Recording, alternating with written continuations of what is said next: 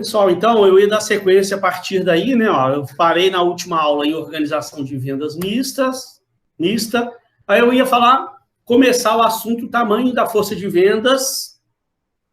Então, é um assunto tirado aí dos livros básicos que eu tenho usado sobre vendas aí, do Marcos Cobra, do Las Casas, né?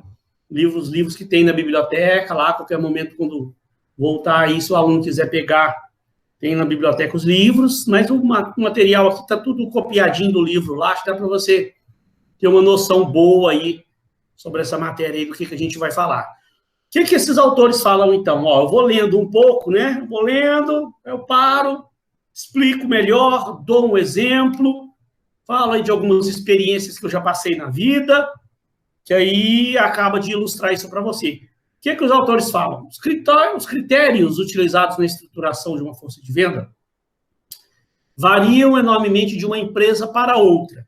Um problema que a gente tem, né, aqui nós vamos ver, né, um pouco a teoria sobre o tamanho da força de venda, o tamanho, no caso, né, qual que é a diferença do que nós vimos na aula passada. Na aula passada a gente viu a estrutura da força de vendas, que pode ser por áreas, por território, por tipo de cliente, ou por tipo de produto, ou misto, né? Aí você está definindo.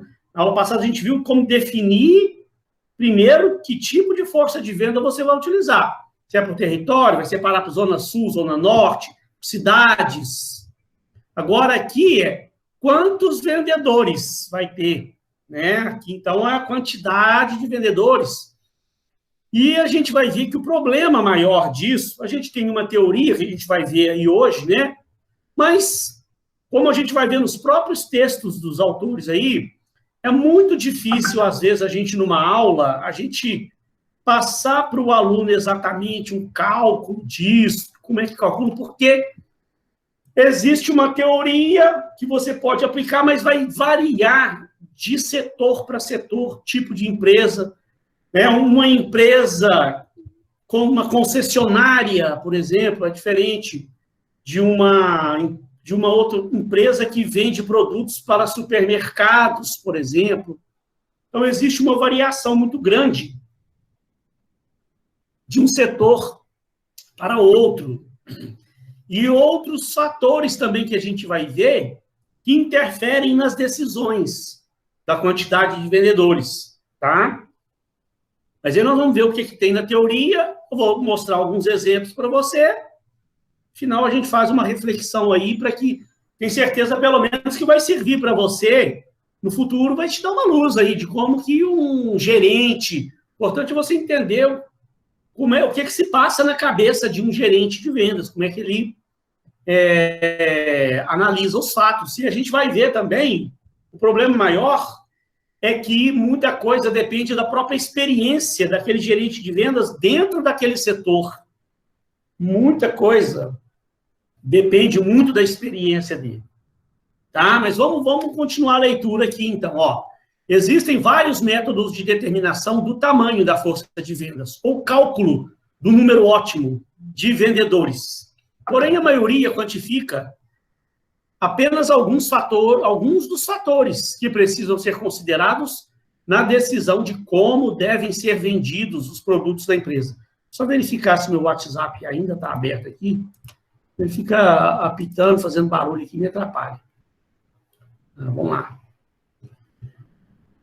Então, vamos lá. Que ele continua falando aqui. Tradicionalmente, as decisões de estruturação da força de vendas têm sido baseadas em fatores qualitativos, sem qualquer determinação explícita de como as várias alternativas afetariam a margem operacional da empresa. Então, é só um texto introdutório, tá? Vamos dar sequência, daqui a pouquinho eu paro, vamos explicar o que tem que ser explicado e vamos exemplificar já daqui a pouco. O método a ser escolhido pela empresa deve avaliar as várias alternativas de dimensionamento da força de vendas para chegar a uma estrutura que maximize a sua margem operacional. A gente vai ver que não, às vezes, na maioria dos casos, não adianta muito você simplesmente ir aumentando o número de vendedores, que a margem de lucro da empresa vai aumentando. não é bem dessa forma. Já aconteceu, vou dar um exemplo, já de um caso que aconteceu com a empresa que eu trabalhava, em que o diretor ele simplesmente fez um tipo de uma regra de 3 lá, onde tinha 2 vendedores, ele falou, não, vamos colocar 6 vendedores, que nós vamos vender 6 vezes mais. E não é bem assim, porque à medida que você reparte a área onde os vendedores vão atuar, a quantidade vendida por cada vendedor vai reduzir. A insatisfação dos vendedores vai aumentar bastante, motivação deles vai diminuir. Então, tá vendo? Tem uma série de coisas que interferem. Se você quer aumentar a quantidade de vendedor em outras áreas, onde não tem ninguém lá vendendo, é tudo bem, né? Você colocar um novo vendedor numa área que está parada, que não tem ninguém atuando naquela área, você realmente está aumentando, sim, a margem operacional. A gente vai ver o que é a margem operacional já já. Você está aumentando a margem operacional, mas você dentro de uma mesma área, por exemplo, onde tem 2 vendedores naquela área, você aumentar o número de vendedores dentro daquela área, não quer dizer que você vai aumentar as vendas da empresa, não, pode aumentar um pouco, mas você diminui a quantidade que cada vendedor vai conseguir vender e vai gerar uma grande insatisfação nos vendedores pela divisão da área, eles vão ganhar menos dinheiro, vão ganhar menos comissões. Então, tem uma série de fatores que a gente precisa analisar, tá? É desejável que a empresa realize constantemente uma avaliação simultânea das oportunidades de mercado, ver os mercados que estão crescendo mais, das restrições para chegar a uma decisão ótima acerca do tamanho da força de vendas e do próprio orçamento de vendas que a empresa tem. Também, se aumentar a quantidade de vendedores, isso, né, se a sua empresa paga salário fixo mais comissões, por exemplo, tem o salário fixo daqueles vendedores, as ajudas de custo, os benefícios. Então, tem uma série de outros fatores que também ainda vão depender do orçamento da empresa para você aumentar a equipe de vendas. Então, isso é só uma parte introdutória, mas que já dá para a gente ir entendendo, né? O que a gente precisa analisar. Então, a etapa inicial, você definir o tamanho da sua força de vendas, é a criação e a delimitação de territórios de vendas. Para isso, devem ser observadas certas qualidades desejáveis do território, como igualdade de cargas de trabalho, o número de visitações que os vendedores vão ter que fazer dentro daquelas áreas. Tem áreas que exigem um número maior de visitações do que outras áreas. Potencial de vendas de cada território. Alguns territórios onde, naquele momento, está vendendo mais do que outros territórios. Isso acontece, tem que se analisar, né? Na maioria das vezes, a criação e a delimitação de territórios de venda são baseados na intuição e experiências anteriores, aquilo que eu falei. E uma boa parte das vezes, muita coisa vai depender da experiência do gerente de vendas.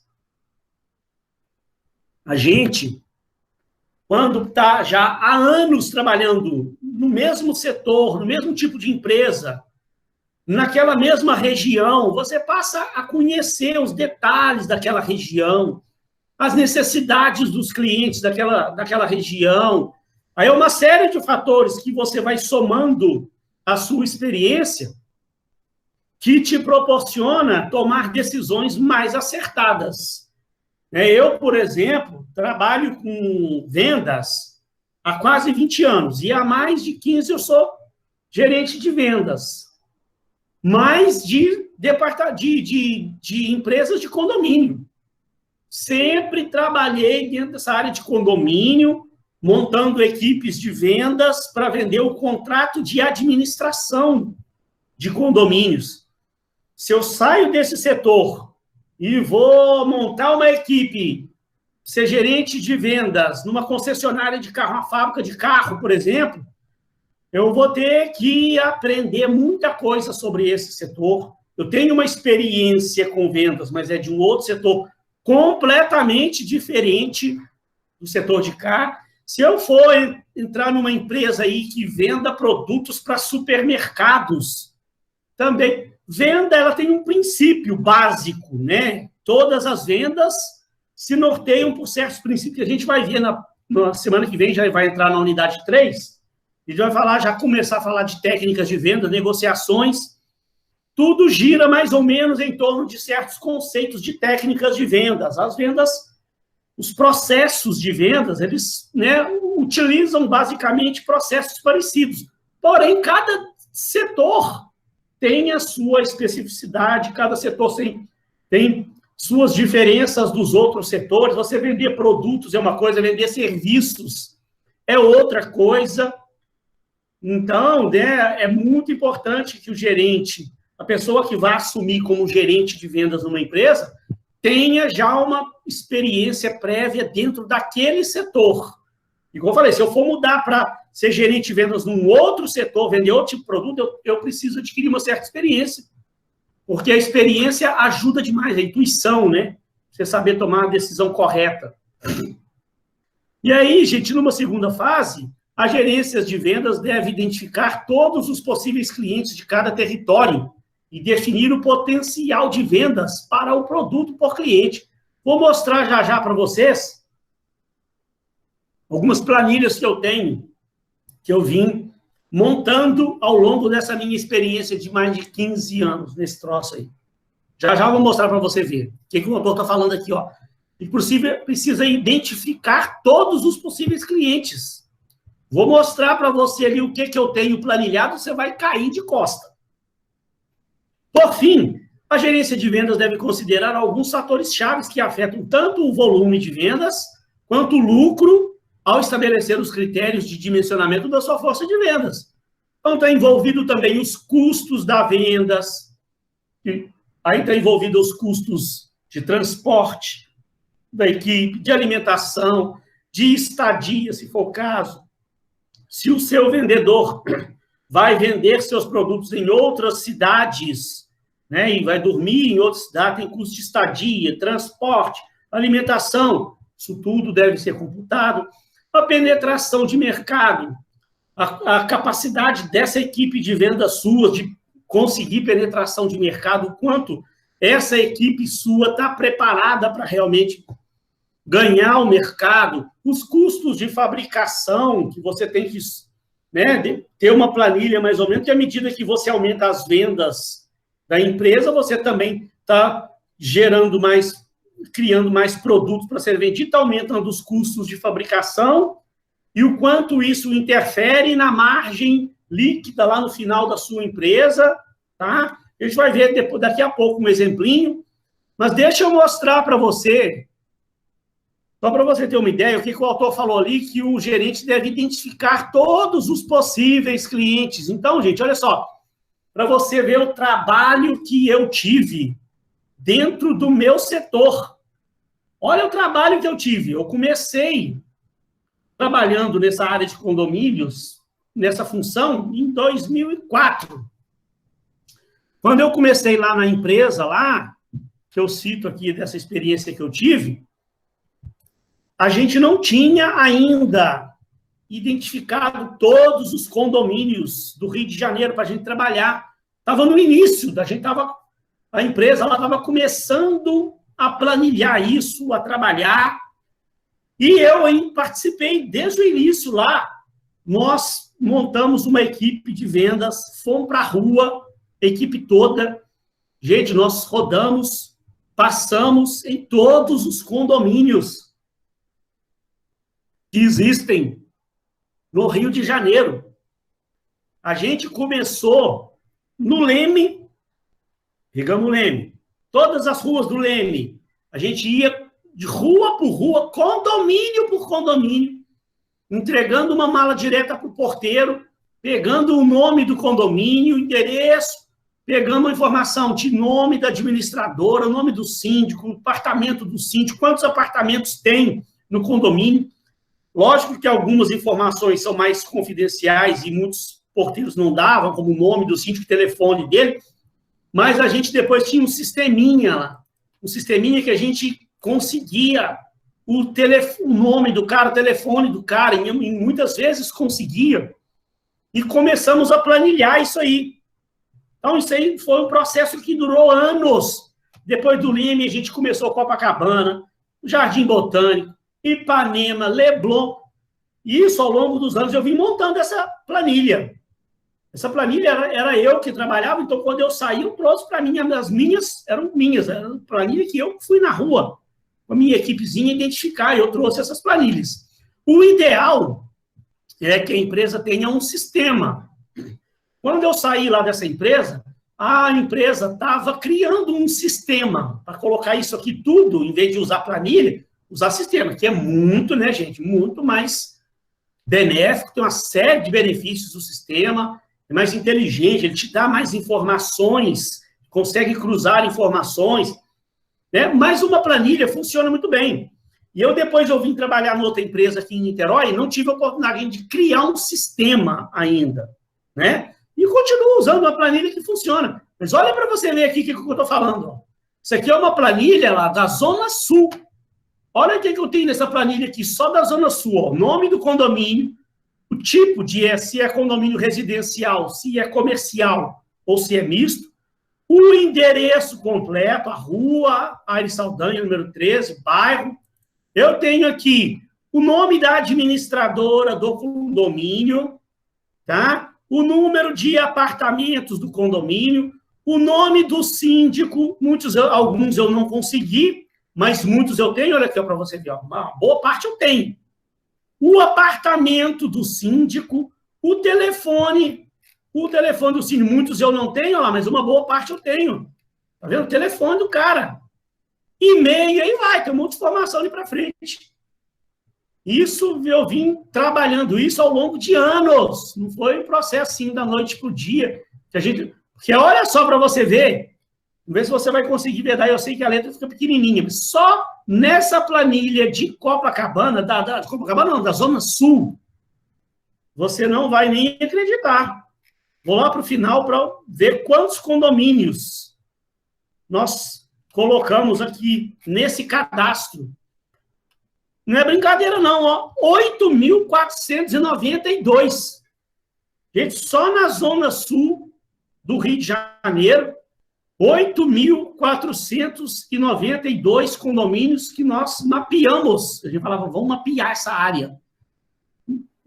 Pegar todos os condomínios da Zona Sul. Aqui tem praticamente todos os condomínios da Zona Sul do Rio de Janeiro, a não ser aqueles que não interessam mesmo, condomínio muito pequenininho, caindo aos pedaços.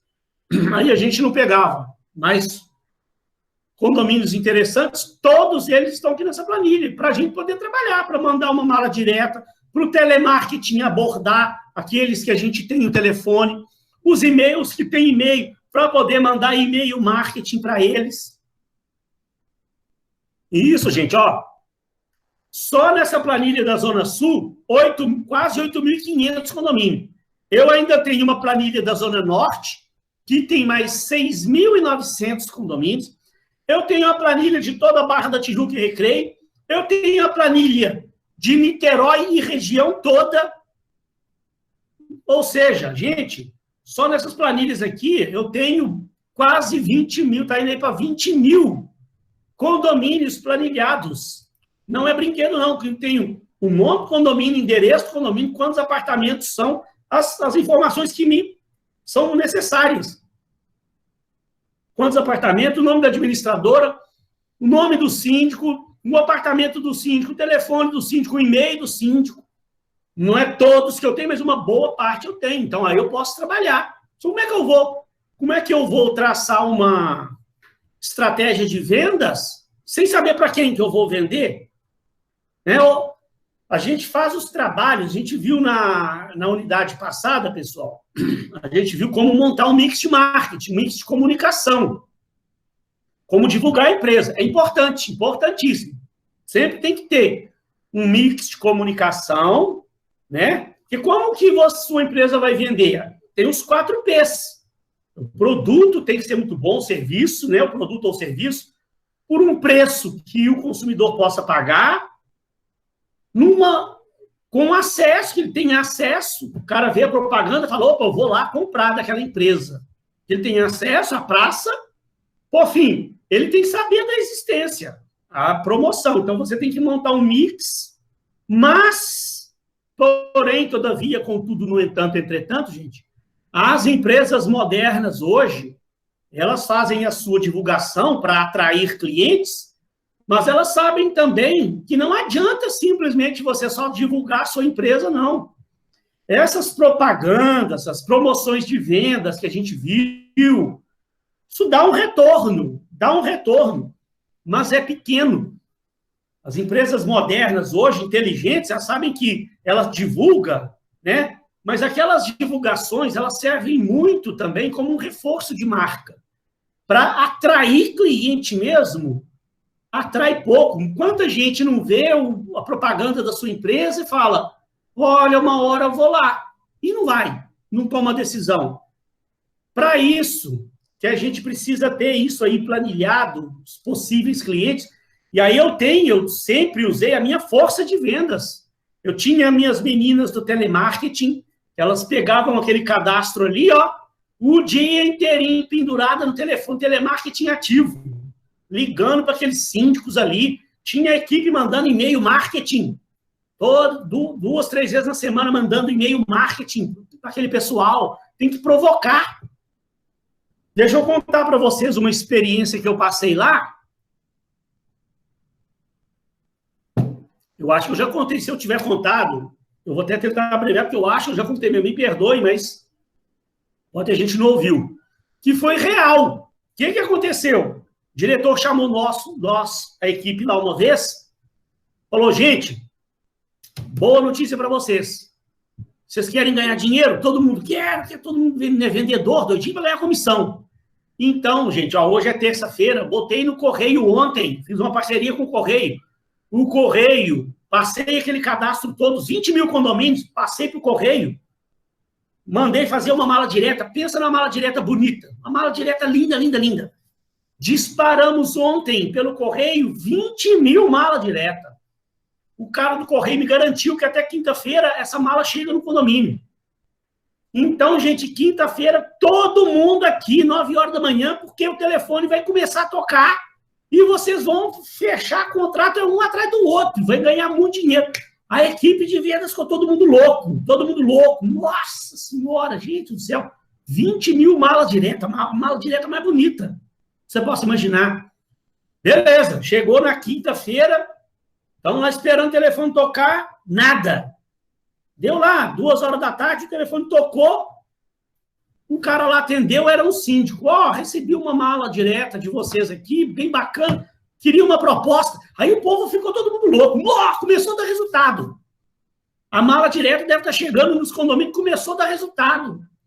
Ficou todo mundo louco, né? Passou disso aí, acabou o dia, não teve mais nenhuma ligação. Final do dia, o diretor chegou, e aí, quantas ligações deu? Só uma.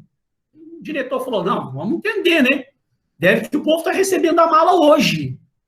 Então, deve que vai ligar amanhã. O cara recebeu uma mala dessa, bem chamativa, ele vai ligar querendo uma proposta. Deve que é amanhã que vai ligar. Chegou na sexta-feira, todo mundo lá esperando o telefone tocar, passou o dia inteiro, tem mais uma ligação. Também na parte da tarde, o telefone tocou, era outro síndico, recebi uma mala de vocês aqui, queria uma proposta. E também não deu nada, o cara só queria, mas era especular valores e tal.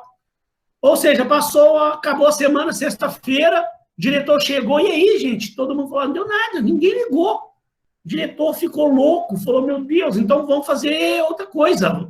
A gente, na época, eu estava iniciando também, a gente estava entendendo, eu não tinha estudado marketing ainda, não tinha estudado vendas ainda, não, eu também era muito cru. O diretor falou, segunda-feira, vamos pegar o cadastro e vamos sair ligando para ver. Aí nós descobrimos o que estava acontecendo. Gente, impressionante. Todo mundo que a gente abordava, aqueles síndicos, a gente tinha o telefone do cara, todos que a gente ligou, o cara falava, da empresa tal, vocês me mandaram uma mala direta, uma cartinha semana passada, eu recebi, eu ia ligar e esqueci. O outro cara também lá falava, é mesmo, eu recebi mesmo de vocês uma mala direta, deixei ela por aqui, eu ia procurar vocês uma hora, acabei me esquecendo, nem sei mais onde está a mala direta. Ou seja, A mala direta, ela fez o papel dela, ela comunicou. O cara, quando a gente falava o nome da empresa, o cara falava, opa, eu recebi um comunicado de vocês aqui. Mas ele procurou a gente? Não. Aí a gente entendeu uma coisa, a mala direta, ela é muito útil, ela serve para abrir portas, mas para depois você entrar com o trabalho de telemarketing ativo, que aí a coisa funcionava. Porque também, pensa comigo, se a gente ligasse para o síndico sem ter mandado a mala direta, ele não estava esperando a ligação, ele ficava assim, peraí, mas por que você está ligando para mim? O que é que você quer? De onde está falando? Que empresa que é essa? Não sei. Aí não atendia a gente muito bem. Quando ele recebia uma mala bonita, na sequência a gente ligava, ele ligava uma coisa a outra, ele falava, tá, da empresa tal, eu recebi um comunicado aqui de vocês mesmo, uma mala. O que vocês estão querendo? O que eu posso ajudar? Aí ele dava mais atenção. Mas, então, é para você entender, gente, que o trabalho de vendas hoje, ele é proativo. As empresas que estão pensando aí, que vão fazer a sua propaganda e sentar e ficar esperando o cliente aparecer, vai falir. Porque o retorno é pequeno. Olha para você ter uma ideia, naquela época lá, 20 mil malas que nós mandamos, 2 pessoas ligaram. 2 pessoas ligaram, de 20 mil. Né? O trabalho de mala tem que ser feito, mas tem que haver uma ação, tem que ter esse time de vendas e tal. E para isso, você precisa ter o cadastro. Então, vai ligar para quem? Vai abordar quem? E esse trabalho de campo ele tem que ser feito, é trabalhoso, é chato. Passava meses lá, andando rua por rua, entregando mala direta, pegando dados do condomínio, montando essa planilha que eu mostrei para vocês ali, ó. Nós chegamos aí a 20 mil condomínios. Aí, uma vez montado o cadastro, aí é só trabalhar. Você pode, se a empresa tiver como, ela pode pagar alguém para fazer isso, né? Depende da capacidade financeira da empresa, de ter dinheiro para pagar alguém para fazer essa pesquisa. Mas aí, gente, diante dessas informações iniciais, tem alguns modelinhos, alguns métodos de cálculo de número de vendedores. Tem o primeiro aqui chamado, vamos ler aqui primeiro, ó. Após a determinação dos territórios de vendas e outros fatores que influenciam no resultado, o passo seguinte é a determinação do número ótimo de vendedores. Quantos vendedores sua empresa vai ter? Existem uma série de métodos no mercado para o cálculo do número ótimo de vendedores, adequados às circunstâncias específicas do meio ambiente de cada empresa. Vai variar de empresa para empresa. No entanto, veremos 2 métodos que são muito utilizados. É o método de Talley, método da carga de visitação, e o método de Semmelon, método baseado no potencial de mercado. Vamos ver cada um deles aqui. Tem um exemplo, tem uma planilha aí exemplificando cada um. Vamos ver o primeiro aí, que é o método de Talley. Deixa eu só encher minha água aqui. Método de Talley. Essa abordagem foi introduzida por Talley em 1961. Foi baseada na equalização das cargas de visitação. Quantidade de visitação que os seus vendedores vão fazer. Dependendo do volume de visitações, você calcula quantos vendedores eu vou precisar para que aquele número de visitações seja atendido. O método pressupõe que a gerência de vendas já conheça, através de sua experiência, o número ideal de visitas a serem feitas aos clientes, em função do potencial de mercado, como eu falei. Muito importante essa experiência. Quando você está atuando num setor há um tempo já, adquiriu uma experiência, conhece aquele setor, conhece o tipo de cliente, normalmente o gerente ele sabe quantas visitas um vendedor consegue fazer por mês, quantas visitas são necessárias, né? Ele tem isso mais ou menos já também mapeado aí, né? Então, ó, agrupamos os clientes dentro de classes em função do seu potencial de compras. Estabelecemos a frequência desejável de visitas para cada classe de clientes, se vai ser por mês ou se vai ser por ano. Multiplicamos o número de clientes de cada classe pela correspondente frequência de visitas. Nós vamos ver, vamos ver o exemplo. Por fim, dividimos o número total de visitas de cada classe pelo número médio de visitas de um vendedor. Espera aí, que isso aí é só uma explicação, está confuso. Vamos para o exemplo. Quando você tem um exemplo e consegue enxergar a planilha, você consegue visualizar isso melhor. Aí isso aqui, ó, essa teoria fica mais clara na sua cabeça. Então, ó, matematicamente, fosse criar uma fórmula, seria número de vendedores, o N, número ótimo de vendedores, é igual ao somatório do número de clientes em cada classe, vezes o número desejável de visitas, ou mensais ou anuais, para cada classe, dividido por um número médio mensal de visitas que um vendedor consegue fazer. Vamos ver isso aqui melhor. Espera aí, ó. Vamos pegar um exemplo aqui, ó. Digamos que eu fiz aquele trabalho de mapeamento, montei a minha relação de todos os possíveis clientes que a minha empresa tem dentro da região que eu vou abordar, e eu, com base na minha experiência, eu separei, ó, eu tenho naquela região 36 clientes no total. Tem 36 clientes que a nossa empresa vai precisar abordar. E eu, pela minha experiência, eu identifiquei que tem 6 clientes que têm potencial de comprar da nossa empresa um valor acima de R$100 mil por mês.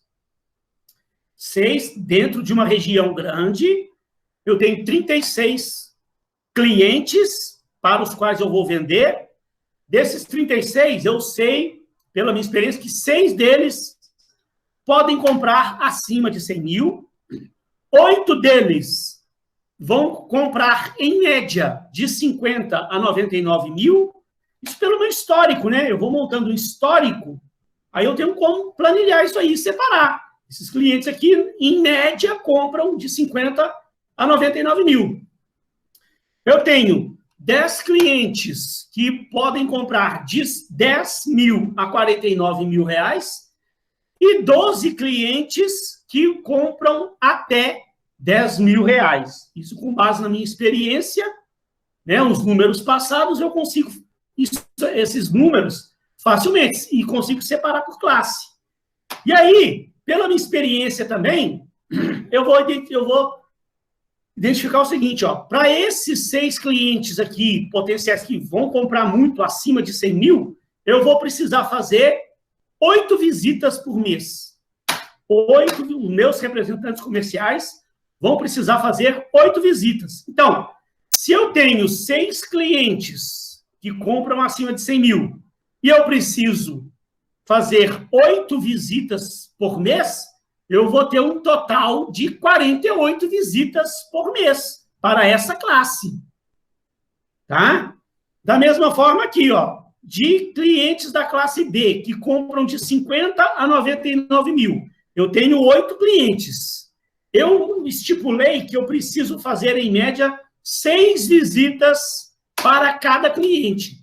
Se eu tenho 8 clientes, preciso fazer 6 visitas, em média, para cada um, eu também vou precisar de um total de 48 visitas. Para a classe C, que compra de 10 a 49 mil, eu tenho 10 possíveis clientes.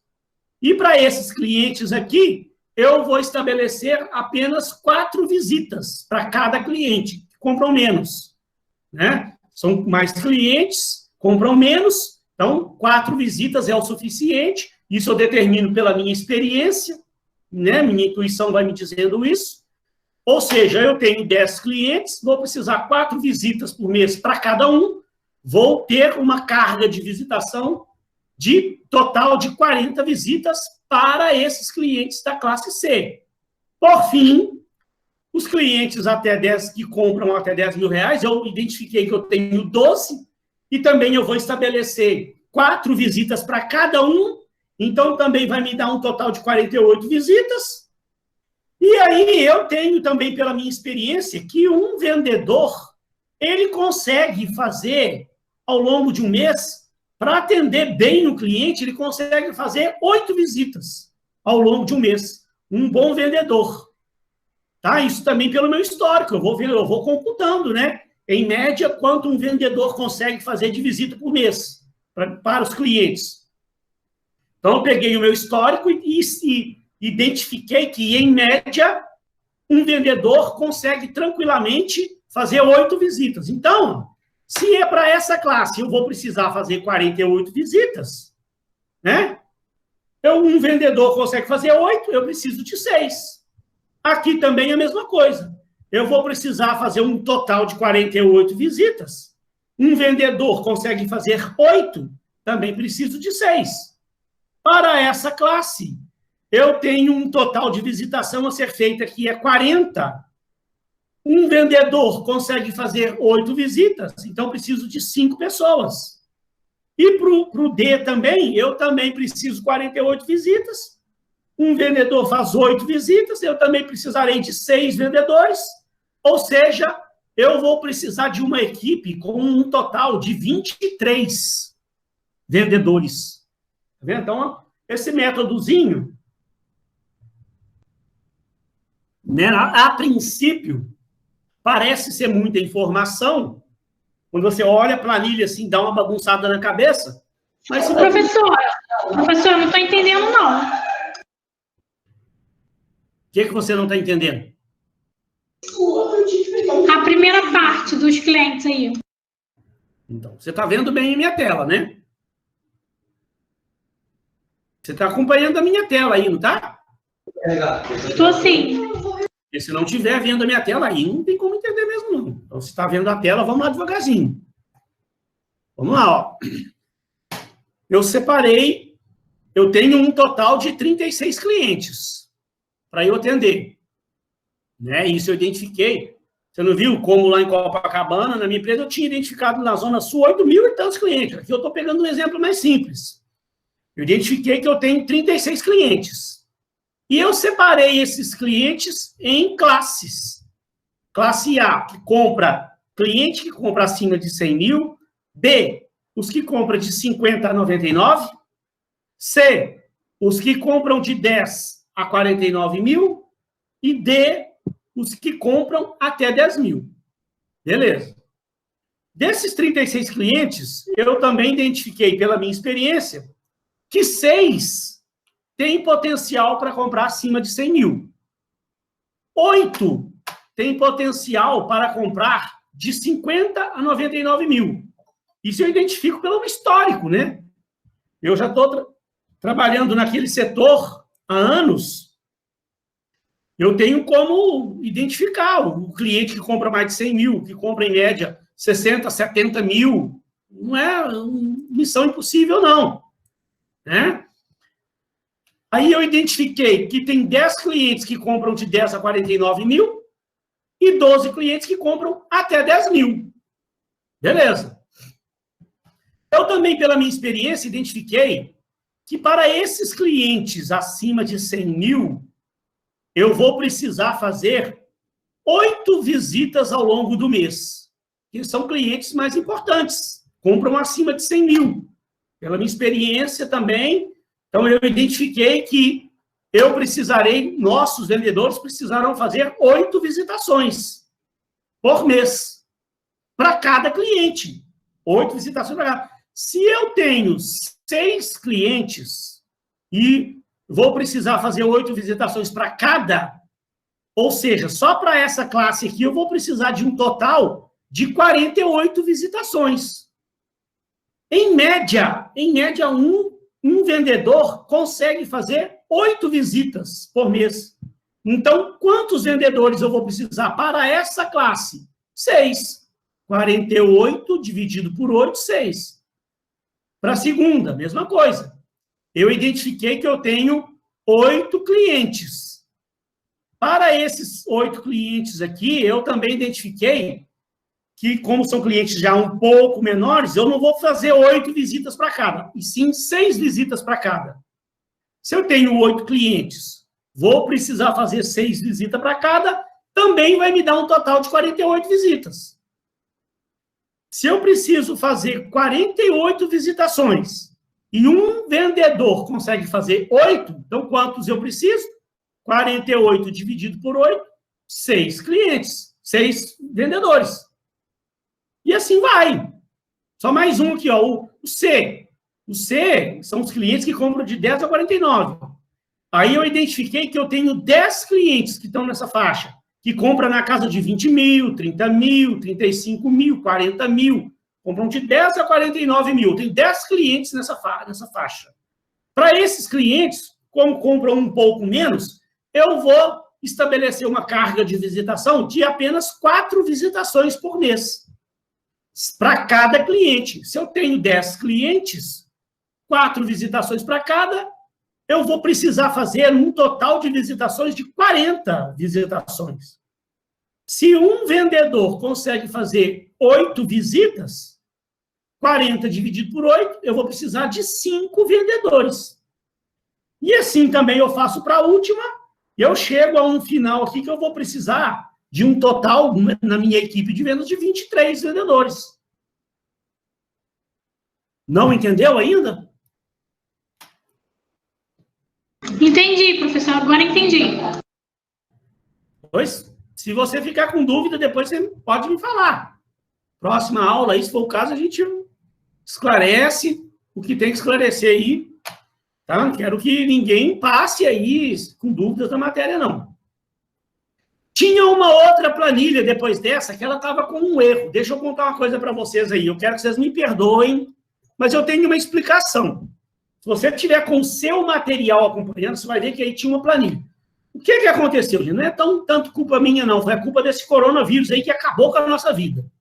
Eu tinha já esse material pronto, eu quis dar uma incrementada em algumas coisas. Antes de acontecer essa pandemia, quando eu estava finalizando, eu ia mandar esse material para vocês, da unidade 2, eu passei na biblioteca, peguei uns livros lá e peguei alguns exemplos desses métodos aí, nem lembro mais o livro que eu usei, e peguei aquilo rápido lá e copiei do livro no laptop, na biblioteca, e botei esses exemplos aí, dessas planilhas. Depois, aqui em casa, eu ia fazer uma revisão, porque na hora eu digitei rápido, eu não sei se eu copiei errado do livro, se no livro está errado, eu sei que eu ia fazer uma revisão dessas planilhas e tal, para ver se estava tudo certinho. E acabou, gente, entrou esse negócio de coronavírus, paralisou as aulas, e minha vida virou de ponta cabeça, que eu tive que passar a fazer vídeos. Você lembra que no início a gente não estava fazendo videoconferência. Eu estava igual um maluco aqui em casa fazendo videoaulas, postando videoaula, depois começou a fazer videoconferência, eu fiquei um pedaço, ao mesmo tempo fazendo videoconferência, fazendo aula de dia, gente, foi uma confusão na minha cabeça, e chegou o momento de eu mandar o material da unidade 2 para vocês, eu esqueci que eu tinha que revisar essas planilhas, e mandei o material sem revisar. Agora, esse final de semana que eu fui ver a matéria que a gente ia ver essa semana, que eu percebi que tinha uns negocinhos errados naquela planilha. Então, uma planilha, eu até eliminei ela aqui, essa segunda planilha aí, ó. Depois eu vou tentar ver o livro lá, como é que era essa planilha, onde é que estava o erro. E se for o caso, eu mando novamente. Mas é por essa primeira aqui, dá para você ter uma ideia de como é que funciona esse método de Talley. A segunda planilha, que é a de Semler, eu coloquei só uma, ela também está com erro, mas essa eu identifiquei o erro. E eu já corrigi, vou mostrar para vocês aqui aonde estava o erro dela. Tá? Eu já corrigi. Vou tornar a mandar o material com ela corrigida para você aí. Espera aí. Esse método de Semler correlaciona o incremento de vendas para cada vendedor adicional introduzido na empresa e a respectiva contribuição ao lucro. O número ideal de vendedores é determinado pelo limite de incremento positivo ao lucro. Calma, vamos ver o exemplo, já você vai entender. Esse método é experimental e prevê um volume médio de vendas decrescente para cada vendedor adicional. O que eu estou falando aqui? O que o autor está falando aqui?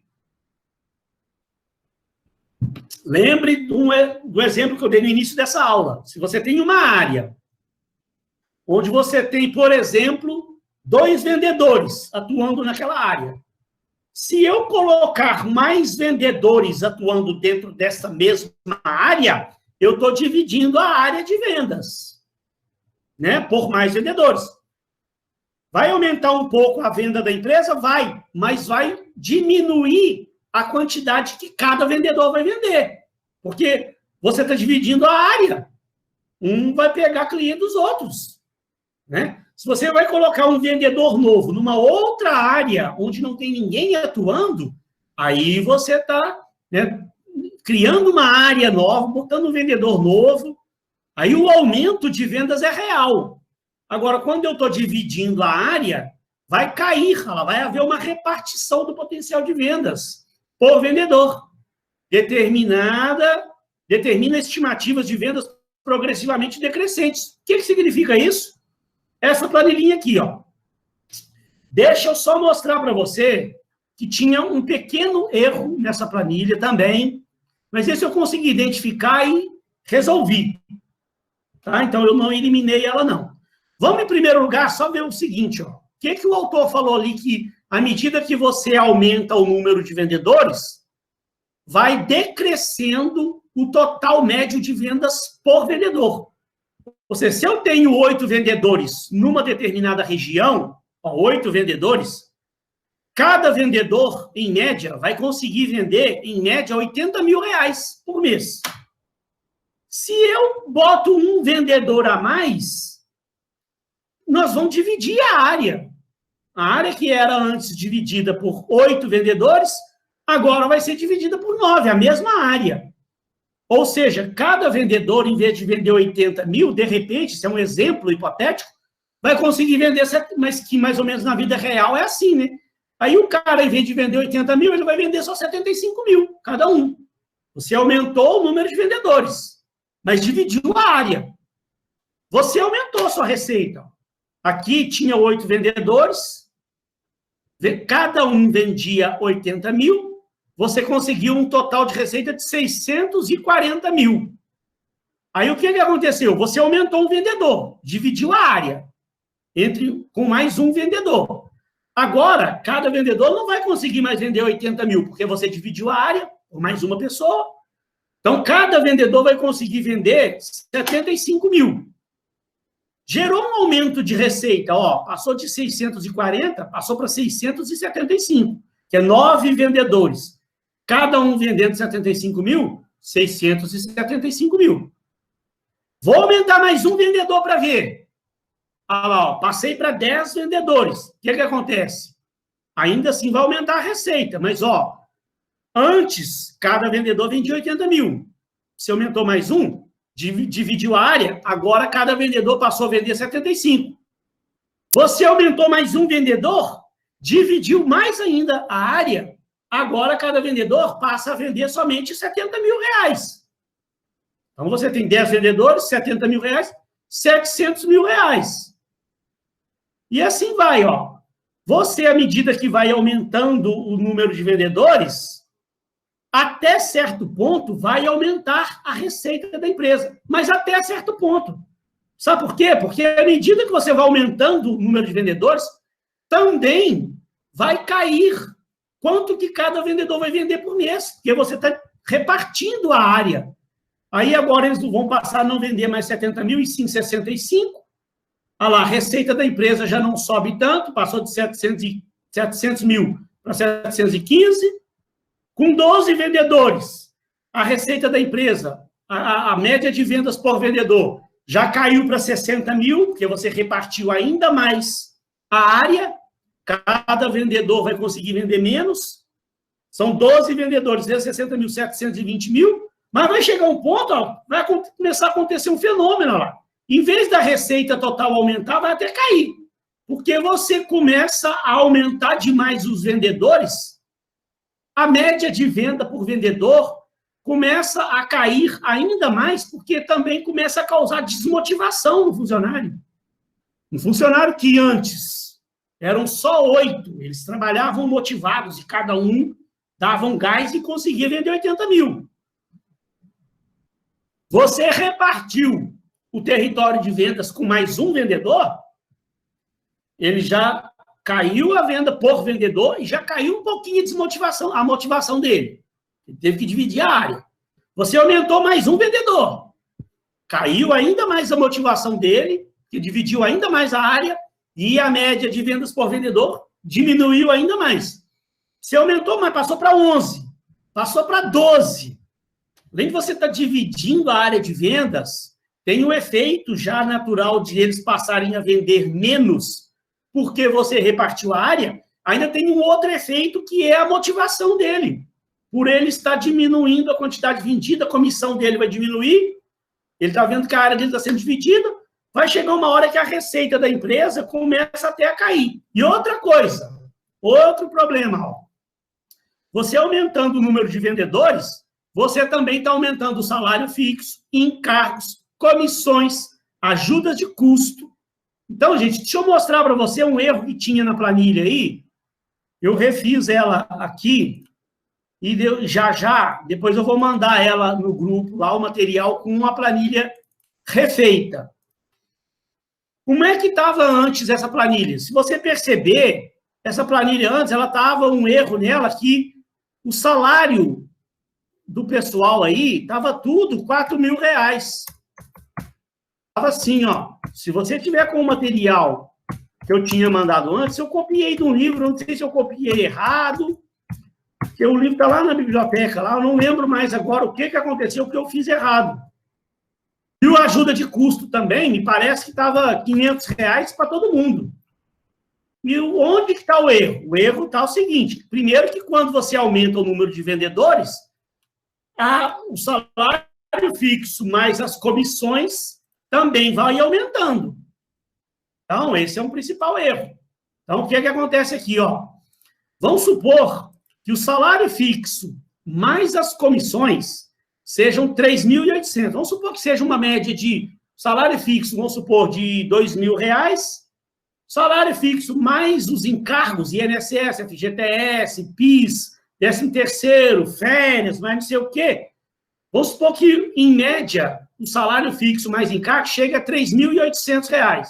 Então, à medida que você aumenta o número de vendedores, vai aumentar de acordo com o número de vendedores. Então, eu vou fazer o seguinte, ó. Aqui, então, o salário fixo mais encargos vai ser 8 vendedores vezes o salário fixo mais encargos totais. Vou fixar isso aqui. Ó, 30 para 8 vendedores, eu vou ter salário fixo mais encargo R$30.400. Aí, se eu puxo para baixo aqui, ó, já está com a formulinha do Excel. Ó, para 9 vendedores, aumentei mais um vendedor de 30.400, passou para 34.200. Aumentou também o salário fixo, mais os encargos. Se eu passei para 10 vendedores, de 34.200 já foi para 38. E assim vai. A cada vendedor que eu aumentar, eu também estou aumentando o salário fixo mais encargos total da empresa. As comissões, estava certo na planilha. As comissões eu estou considerando aqui 10% da receita total. Então, 10% de 640 mil, 64 mil. E assim vai. Agora, a ajuda de custo também estava com erro. Porque vamos supor que a ajuda de custo seja R$500 por vendedor. O que é ajuda de custo? Ajuda de transporte e alimentação. O cara vai estar na rua o dia inteiro para pegar ônibus, ou se ele for de carro, gasolina. Então, ele tem R$500 por vendedor.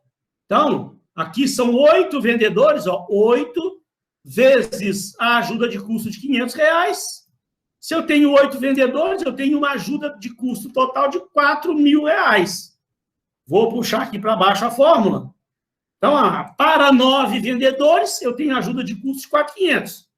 Para 10 vendedores, a ajuda de custo vai só subindo. Então, gente, o que acontece? Acontece o fenômeno de quando eu vou aumentando muito o número de vendedores, a minha receita total, ela passa a não aumentar tanto e vai chegar um momento que ela vai até começar a cair. Porque está caindo a motivação dos funcionários, está dividindo a área deles, e, enquanto isso, o custo fixo de salário mais encargos está só subindo. O custo das ajudas de custo está só subindo. Então, se você observar aqui a margem líquida, ó, que é a margem líquida? É aqui, ó, eu tenho a receita total, 640 mil, menos o custo das mercadorias, que eu estipulei aqui 65% da receita total. Então, ó, eu tenho uma receita total de 640 mil. 416 mil é o custo das mercadorias. Então, 640 mil menos 416 mil, eu tenho 224 mil, que é a margem bruta. Menos o salário fixo mais encargos, menos as comissões, menos a ajuda de custo, eu tenho a margem líquida com 8 vendedores de 125.600, que é isso aqui que interessa. Quanto sobrou líquido para a empresa. Olha o que acontece à medida que eu vou aumentando o número de vendedores. Ó. Com 8 vendedores, eu tenho a margem líquida de 125.600. Com 9 vendedores, aumentou minha margem líquida, 130 mil reais. Com 10 vendedores, aumentou mais um pouquinho minha margem líquida, 132 mil. Só que para 11 vendedores, já caiu minha margem líquida, porque os salários também subiram muito, a ajuda de custo também subiu muito, as comissões subiram muito. A margem líquida, no final, já passa a não ser mais vantajosa com esse aumento de mais um vendedor. Se eu aumento mais um, cai ainda mais, olha lá, 128.400. E assim vai. Tá? Eu vou voltar aqui, vou explicar isso aqui de novo, porque eu sei que é muito número, é uma salada de números, que às vezes é meio complicado. Mas aí, pessoal, ó, onde que está aqui a quantidade ótima de vendedores? 10 vendedores. É onde eu vou ter a minha maior margem líquida. Que a partir do momento em que eu boto mais um vendedor, depois do 10º, a minha margem líquida já começa a cair. Porque eu estou aumentando muito também meu salário fixo, muito a minha ajuda de custo, e interfere na minha margem líquida. Tá? Essa planilha eu vou reenviar lá para você, corrigido esse pequeno erro. Agora, eu não quero, gente, também que você fique preocupada demais com isso aqui, não, porque eu estou mostrando para vocês um modelo, tem no livro, tem na teoria, mas esses 2 modelos eu não vou cobrar isso na prova, tá? Só mostrando que isso faz parte da matéria, é importante. Você depois tentar entender isso em casa, esse conceito, né? Você precisa, se em algum momento você for promovido a gerente de vendas, você vai ter que passar por isso. Quantos vendedores eu vou colocar? Eu tenho 8. Se eu aumentar os vendedores, se eu passar para 9, se eu passar para 10 vendedores, se eu passar para 11, vai ser benéfico? Até que ponto é benéfico? Lembre-se que com esse exemplo, gente, é numa área onde eu estou dividindo a área. Que é muito benéfico se eu estou aumentando vendedores em outras áreas. E sem repartir aquela primeira área. Mas agora, dentro de uma mesma área, se eu já tenho lá 10 vendedores, se eu for aumentar mais um e repartir a área, está vendo que os meus cálculos já estão me mostrando que a margem de lucro da empresa já começa a cair. Pelo aumento do salário fixo, pelo aumento de comissões, pelo aumento de ajuda de custo. Tá? Então, gente, é um cálculozinho, eu sei que cálculo é meio chato, né? Melhor mexer com técnica de vendas, que a gente vai mexer, já na próxima aula, a gente vai começar a mexer com técnica, mas esse assunto é importante trazer, mostrar para o aluno, para ele entender que existem esses modelos, né? E que no momento, se ele realmente chegar a ocupar um cargo de gerente de vendas, tem aí de onde eu tirei, tem os livros aí, dá uma estudada nesse troço melhor, vai pegar o livro, vai dar uma lida nisso aqui melhor, vai entender melhor dessas planilhas, como é que isso aí funciona. Pode me pedir ajuda se for preciso algum dia na vida aí, sempre estarei disposto a ajudar qualquer um de vocês, tá? Embora, como os próprios autores falam, tudo isso aí é uma coisa muito intuitiva, depende demais da experiência do vendedor, conhecimento que ele vem adquirindo, a visão que ele vai passando a ter daquele mercado onde ele já vem atuando há um bom tempo, tá? Isso tudo interfere bastante. Pessoal, olha só, então, eu não vou finalizar tudo, não. Vou só mais algum slide aqui que eu vou ler, vou parar. Senão fica informação demais na sua cabeça também. Vai ficar, vou mostrar para vocês só 3 slidezinhos para a aula que vem. Que agora esse aqui é o último assunto dessa unidade 2 aí, ó. Próxima aula a gente já vai estar com a unidade 3 a 1000 por hora, falando de técnicas de vendas. Então, aqui, esse assunto final, ele é a remuneração da força de vendas.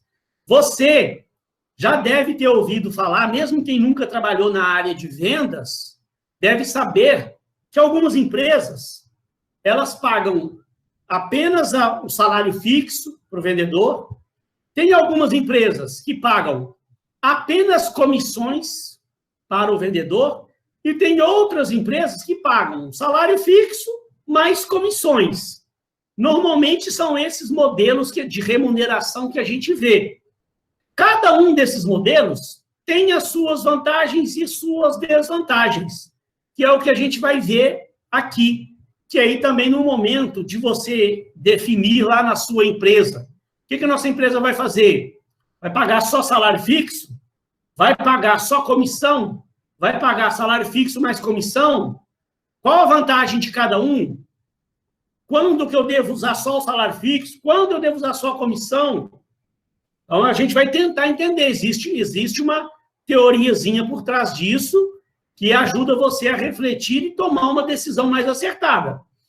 Vamos ler só um pouquinho. Eu vou dar só uma adiantadinha, 2 slidezinhos aí, paro, encerro a aula e fico o finalzinho só para encerrar na aula que vem. Ó. O que o autor aqui, os autores estão falando? Ó, para atrair vendedores de alta qualificação, a empresa precisa criar um pacote de remuneração atraente. Né? Vendedor, você deve saber que vendedor é um bicho que ele olha muito a questão de dinheiro. Normalmente, como vendedor, gosta de dinheiro. Vendedores gostam de ter renda regular, recompensas extras por desempenho acima da média e retribuição justa por experiência e tempo de casa. A gerência, por sua vez, não abre mão de controle e economia. Assim, fica evidente que alguns desses objetivos eles são meio conflitantes. Você tem de um lado, né, e é difícil, às vezes, você trabalhar isso, você como gerente de vendas. Porque o vendedor, ele quer sempre ganhar mais, quer mais comissão, quer uma série de regalias, e do outro lado, a empresa, ela quer economizar, ela não quer gastar tanto, ela quer ter uma margem de lucro maior, ela quer dar uma ajuda de custo menor para o vendedor. Então, isso acaba gerando um certo conflito, e trabalhar isso não é fácil. Às vezes, é uma das partes mais difíceis da gente ser um gerente comercial, às vezes é trabalhar essas questões humanas, sabe? Questões humanas, dos conflitos que geram entre a própria equipe. Tem vendedores muito gananciosos, muito fominha de dinheiro. Tem muito patrão pão duro que não querem pagar bem. Aí isso, você administrar isso, as insatisfações que isso gera, é um outro problema, hein? Que você tem ao ser um gerente de vendas.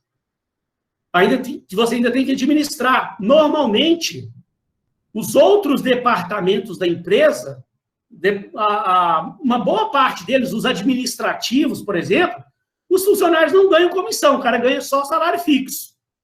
Gera um ciúme, uma inveja, um ciúme dos vendedores da sua equipe de venda, porque vê os caras ganhando comissão e os outros departamentos não ganham comissão.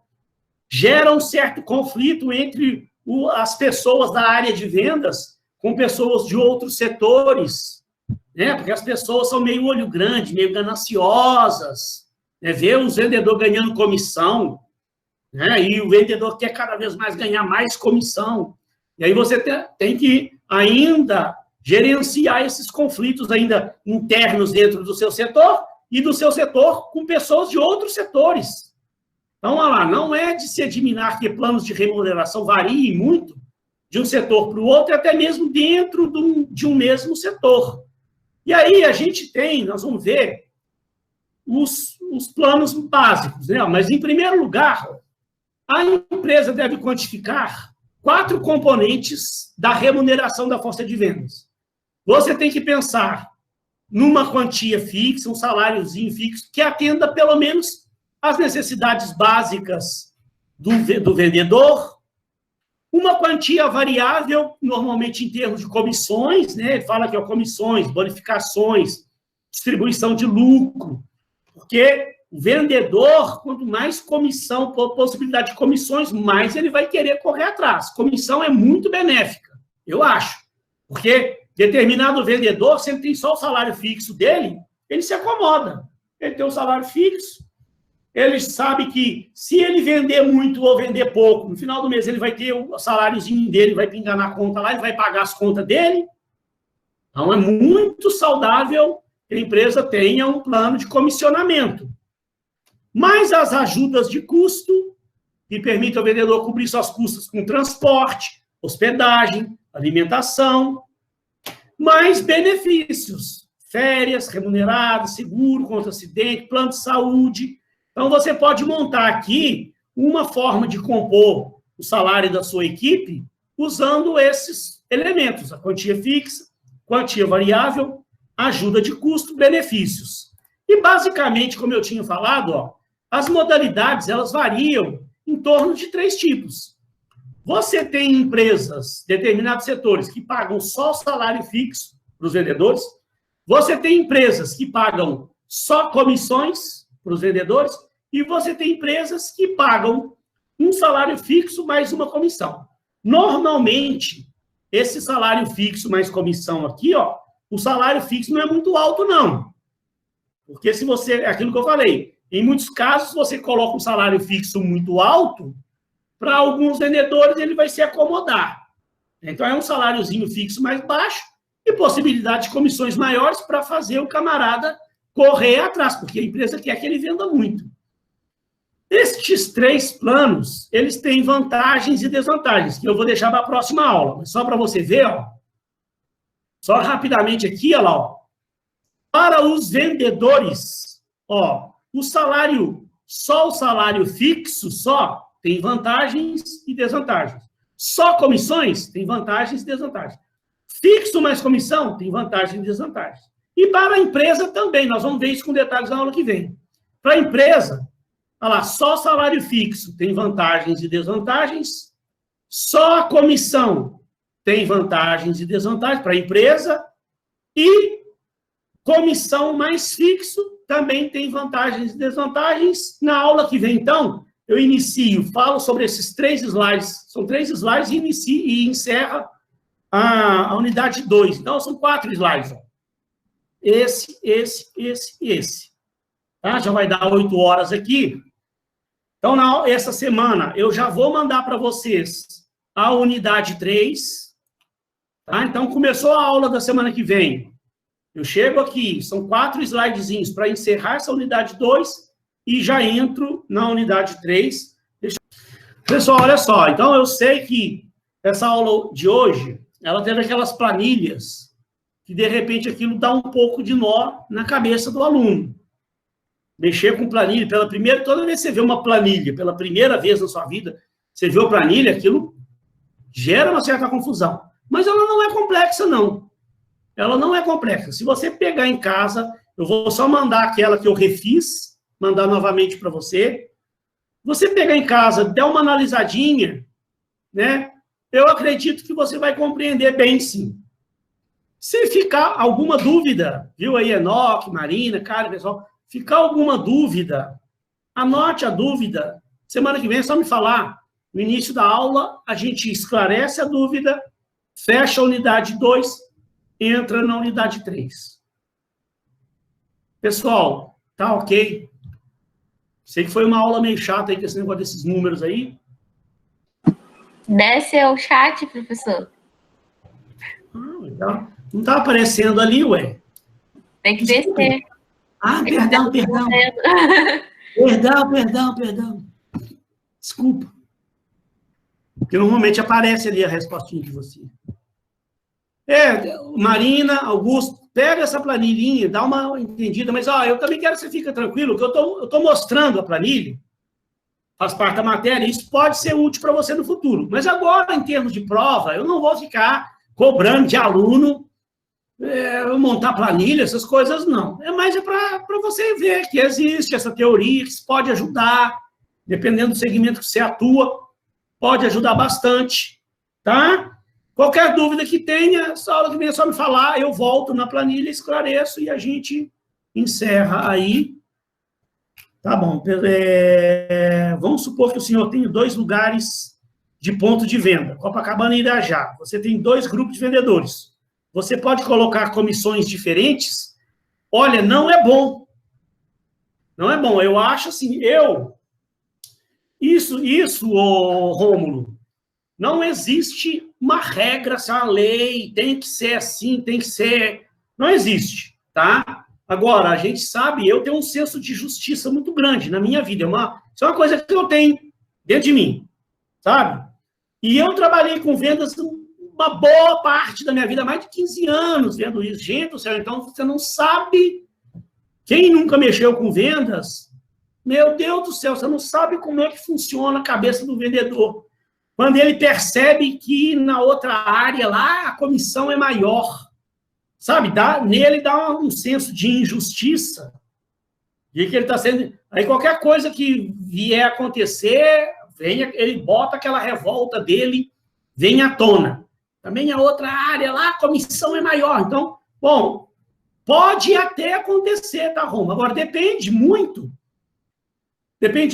né? Por exemplo, pode ser que numa outra área tenha um outro tipo de produto que esteja sendo vendido. Agora, se for... Imagina, 2 grupos de vendedores vendendo o mesmo produto, aí você colocar comissões diferentes para a pessoa vender o mesmo produto, eu, com toda sinceridade, não acho aconselhável, não. Tá? Embora não exista uma regra que tenha que ser seguida, isso não está na lei. Comissões, né, gente? Comissões é comissões, estabelecidas internamente. A empresa ela nem é obrigada a dar comissão.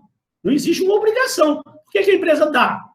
Aquilo que eu falei, que se não tiver um estímulo, o vendedor se acomoda.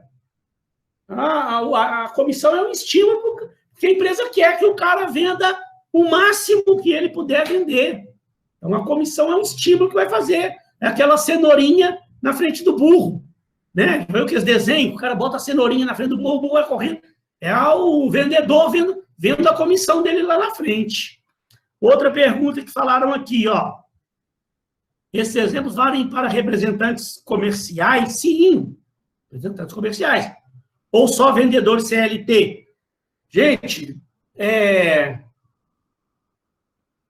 eu ia dar um exemplo aqui, que eu não dei, que o tempo estava meio curto, não, eu deixei para na aula que vem falar, quando eu vou falar mas na aula que vem eu vou ter que falar disso, eu vou dar um exemplo.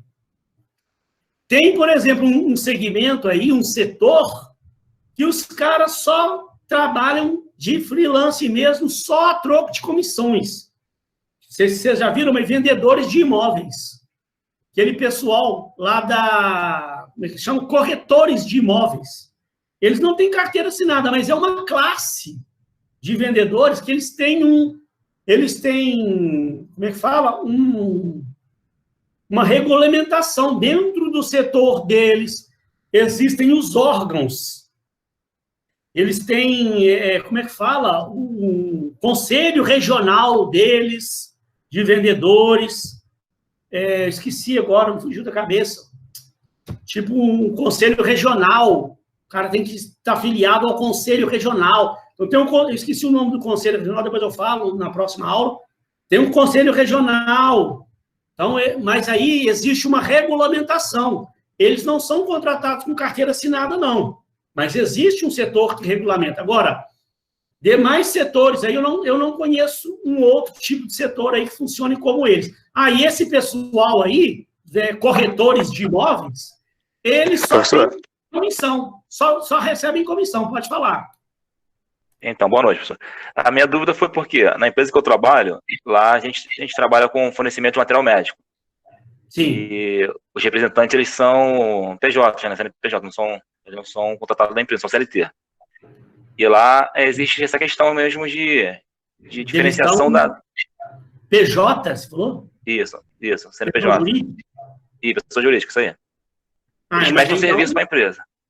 Então, por isso gerou essa dúvida. Eles não são contratados como CLT, eles não são vendedores. Mas aí agora isso aí foi uma flexibilização também, que a legislação trabalhista deu há alguns anos, não teve a reforma trabalhista? Essa última reforma trabalhista, ela possibilitou a empresa, determinadas áreas, ela contratar ela manda o cara tirar um MEI. Meu filho é vendedor. Lá, exatamente. Mas, na verdade, professor, isso já existe há algum tempo, isso não foi depois da reforma, não. Essa empresa, eu estou há 5 anos, e antes disso já era assim mesmo. Porque isso foi mais bem aplicado, principalmente depois da reforma, da última reforma trabalhista. Lá já era assim, já. E lá existe essa questão da diferenciação da comissão, né? Tem alguns que recebem de 2% a 5%, né? Alguns, mesmo vendendo o mesmo produto, tem comissão de 5%. E outros que recebem 2%, né? Aí isso gera um conflito grande lá. Mesmo produto. Isso gera uma insatisfação. Igual eu te falei, não existe uma lei que regulamente isso. Aí é uma política empresarial, uma política da empresa. Ela, quando foi criar sua política de remuneração, cargos e salário, aquelas coisas, para os vendedores, ela estabeleceu uma política de remuneração e comissionamento que ela fez essa diferenciação. Eu não sei te explicar agora, assim, aqui, por que ela pode ter feito isso. Agora... lá a justificativa é pela experiência, pelo tempo de casa, mas a gente vê, eu como do financeiro, eu vejo a disparidade que há, né, de um vendedor para o outro. Aí um tem que trabalhar muito mais e mesmo assim não chega nem perto do que o outro recebe, né? Porque como eu te falei, eu tenho um senso de justiça muito elevado. Sabe, assim, o cara que tem mais tempo de casa, ele merece ter uma comissão maior do que quem está começando agora. É uma questão de política da empresa. A empresa lá pensou assim, bom, o vendedor... mas é polêmico lá. Mais experiência, ele merece uma comissão melhor. O cara que está começando agora vai começar com uma comissãozinha mais baixa, à medida que ele mostrar resultado, aí ele passa para uma outra categoria que ele vai ter comissões maiores. Isso pode ter um certo efeito benéfico, mas traz também, né? Que você está prestigiando o vendedor mais velho de casa, né? Você tem um certo benefício disso, de prestigiar quem mais tempo de casa, quem tem, sei lá, né, determinadas qualidades e tal, que desenvolveram. Agora, causa insatisfação da pessoa que está entrando agora saber que o cara de lá ganha mais comissão do que ele, sendo que vende o mesmo produto, e às vezes ele se esforça tanto quanto o cara de lá. Não concorda comigo? Exatamente. Assim, a empresa até... Regulamentação. Isso é uma política da empresa. Exato. Então, mas eles geram uma satisfação, mas como o senhor falou mesmo, né? Eles querem valorizar, de certa forma, quem tem mais tempo de casa. Mas não sei se é a forma correta, né? Eu também não sei se é. Mas valeu, professor. Tá bom? Se tiver mais dúvida, ela me traga na próxima aula. Perfeito. Beleza? Pode trazer dúvidas à vontade aí. Nada. Vamos lá, professor. Quais as competências que uma equipe de vendas tem que ter para trazer bons resultados? Quais são as melhores estratégias que o gerente de vendas pode utilizar para motivar a equipe? Nós vamos entrar nesse assunto na próxima unidade, na unidade 3. Tá? Vamos fazer o seguinte, Adriana, porque hoje também já extrapolou aqui um pouco tempo, eu copiei a sua pergunta, vou anotar ela aqui, deixar ela anotadinha no Word aqui, que eu vou deixar junto ali. Você, por favor, me lembra na próxima aula, eu tocar nesse assunto com você. Eu preciso ter tempo para explicar isso aqui. E a próxima unidade, a gente também já vai estar falando aí de competências de equipe de vendas. Eu deixei a sua pergunta salva. Próxima aula, você me lembra eu deixei a pergunta salva ali, que aí eu vou salvar ela. Próxima aula, a Adriana falou, professor, lembra daquela pergunta que eu te fiz no final da aula? Vou te dar mais elementos aí para você entender isso aí, essa questão aí. Não vou responder agora porque eu preciso de tempo, já são 8h07 já. Beleza, Adriana? Mas a pergunta sua é boa. Muito obrigado, tá? Gente, infelizmente o nosso tempo extrapolou já. Na aula que vem a gente acaba de tirar todas as dúvidas que tinham ficado aí. Muito obrigado a todos. Fiquem com Deus. Um beijo no coração.